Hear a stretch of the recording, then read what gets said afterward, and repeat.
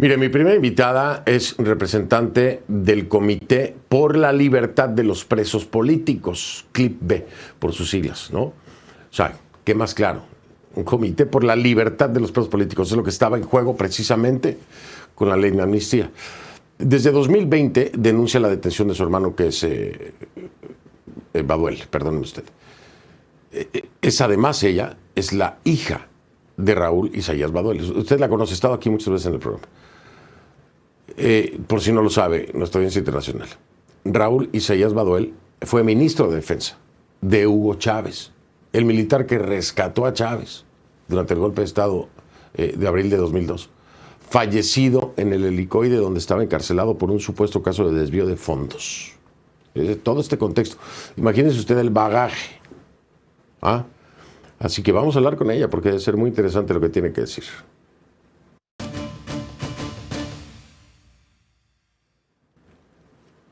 La bienvenida es para Andreina Baduel, me acompaña desde Caracas, por supuesto, pues entre el tema de la amnistía, pues también está hablando de Josnars Baduel, su hermano, preso político, mucho que decir, tienes un bagaje impresionante, Andreina, gracias por estar aquí, bienvenida.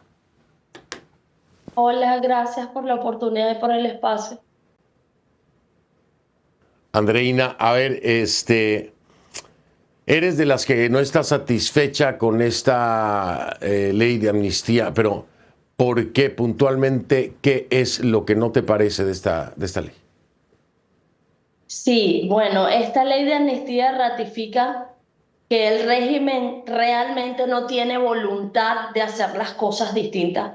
Esta ley de amnistía se aprobó a espaldas de las víctimas.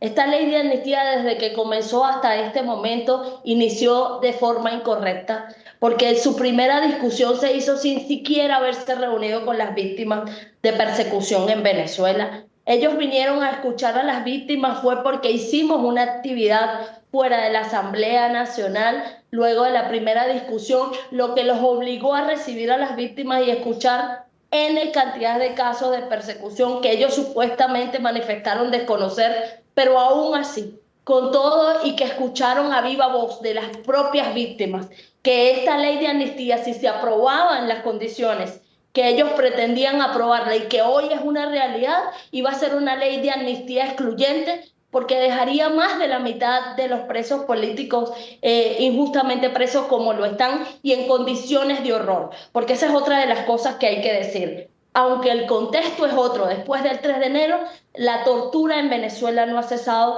Mi hermano está en una cárcel que es el centro de torturas ejemplarizante en este momento, que es el Rodeo 1, y hoy los hechos lamentablemente nos dan la razón, y es que esta ley de amnistía solo pretende ser usada con efectos propagandísticos y no para promover la reconciliación y la paz como ellos manifiestan. Yo estaba poniendo un ejemplo hace un momento, Andreina, para que me ayudes en esto. Hay mucha denuncia frecuente, es muy constante que aquí en el programa nos digan, le inventaron un caso, ¿no? Para tener el pretexto de detenerlo, llevárselo, meterlo preso. En muchas ocasiones, en muchas entrevistas me han dicho lo mismo. El caso de tu papá, pues no es muy diferente de esto, ¿no? Es supuesto caso de desvío de fondos que siempre él negó. Este supuesto caso de desvío de fondos. Hay algunos delitos que pues quedaron completamente fuera. El de corrupción, por ejemplo, quedó fuera de la ley de amnistía. Yo te pregunto, así como el de tu papá, ¿cuántos casos más conoces que están presos, detenidos, encarcelados por delitos relacionados con presunta corrupción, desvío de fondos, etcétera? ¿Cuántos crees que hay y cuántos crees que sean inventados? Sí, todos los casos de los presos políticos son fabricados, no netamente los de corrupción. Debemos decir que mi papá en un primer caso le inventaron un expediente por supuesta corrupción, pero ni siquiera en ese expediente lograron demostrar culpabilidad alguna.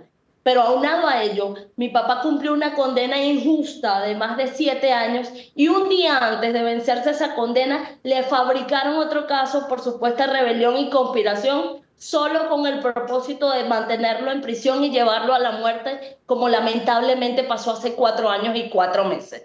Entonces, el caso de nuestra familia es un caso ejemplarizante por los niveles de persecución a los que hemos sido sometidos, pero desgraciadamente no somos los únicos, porque hoy en Venezuela hay más de 900 familias con presos políticos, con casos fabricados, con expedientes viciados, con reiteradas violaciones a los derechos humanos, y eso significa que en Venezuela todavía la estructura criminal no ha sido totalmente desmantelada, que la represión no ha terminado y que la persecución sigue siendo una constante en Venezuela. Ahora, voy a marcar pausa, Andreina, pero por lo que se ve, se está dando paso a una agenda preestablecida, exigida por el propio gobierno de los Estados Unidos. Se van cumpliendo puntos, por decirlo así, de esa agenda y parece que no hay vuelta atrás. ¿Qué va a pasar el día de mañana? ¿Van a empezar a liberar gente? ¿Crees que esto se vaya a quedar así? Es decir, ¿cómo revivir el debate de una ley de amnistía que va a tener un efecto inmediato, propagandístico o no? Va a haber liberados. Y esto tal vez apague el discurso.